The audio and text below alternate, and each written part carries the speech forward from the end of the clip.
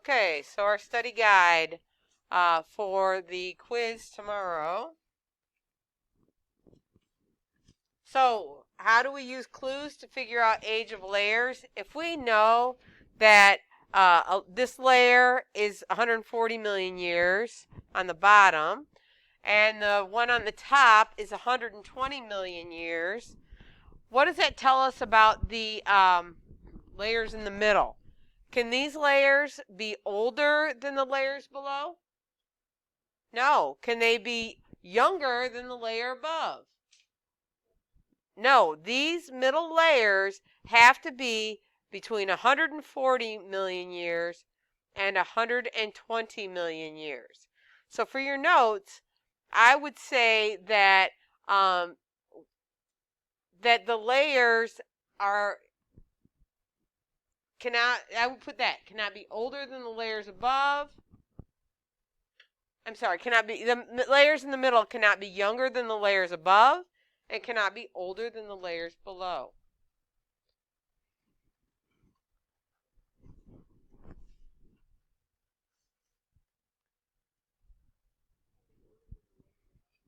It cannot be the layers beneath cannot be younger than the layers above, and they cannot be older than the layers below, because we know that they are laid one on top of the other over time.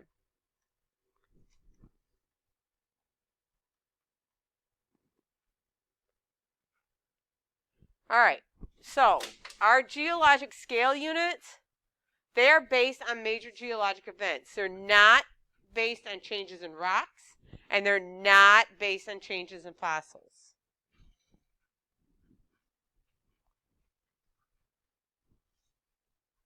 Everybody should be taking notes. You will be allowed to use these notes on the quiz.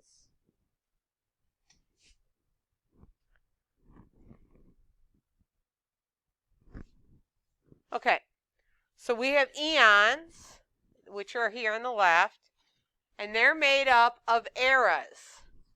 Eras are made up of periods, which are made up of epochs. None of these are evenly broken up. They are all determined by major events that have happened on Earth. So if we were to compare this to, say, time with minutes and hours, would that be the same? No. Why not? What is different about minutes and hours than epochs, eras? Yes. They are millions. They're bigger, but is every minute the same amount of time? Yes, every minute's the same amount of time. Is every era the same amount of time? No. They're all different. So if we were to compare them, we would know that that is not exactly the same. We have eras. Eons are made up of eras, but they are not equal in the amount of time. Index fossils. They are widely distributed organisms that lived only a short period of time. You need to know what an index fossil is. Okay, so we learned about rock correlation, and we know that if rock layers have the same fossils, such as here and here, that these rock layers are correlated. And that's how we figure out gaps in the rock record. When there's a gap in the rock record, we're able to look at two different continents or two different land masses and compare layers of rock. Okay, we can also correlate two rock formations in different areas by matching exposed rock layers. So you see there's limestone here and limestone here, gray shale here, gray shale here. If you remember in the video about the Grand Canyon, Zion National Park, and Bryce Canyon, and how the rock layers kept building, and you could go from a very low rock layer to a very high rock layer if you went through those three national parks. That's how we can correlate them. Now we've learned about the iridium layer, and here is a picture of an actual layer of iridium. Beneath that, there would be dinosaur fossils. Above that would not be dinosaur fossils. So that tells us that at that iridium layer, which we learned, remember, is a major component in meteorites, that probably caused a mass extinction because we don't see dinosaur fossils above that iridium layer. Okay, we can determine the age of an ash layer in one location. Okay, so scientists can determine the age of the ash layer in one location. They can do that through carbon dating and use that information to estimate the age ranges of matching sequences of rocks. Again, we know that the rocks beneath must be older and the rocks above must be newer, and they can actually carbon date volcanic ash.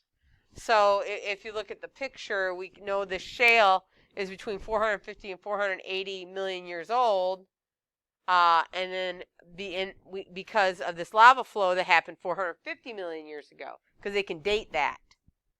So that's a good way for us to do more absolute dating than relative dating, is through carbon dating. So a nonconformity is when we have sedimentary rock, like here, that lies over igneous rock. So that is a nonconformity. So if we have an unconformity between two sedimentary layers, so we have sedimentary layer low beneath and above. Oh, there it is. So we have a sedimentary layer. Oops, sorry. We have a sedimentary layer here and a sedimentary layer here, and there's an unconformity here. That is called a disconformity. Okay, last slide. An unconformity is when part of the rock record is destroyed. So you can see the layers here, but they eroded away, and then new layers came, and that is an unconformity. These notes are able to be used on the quiz tomorrow.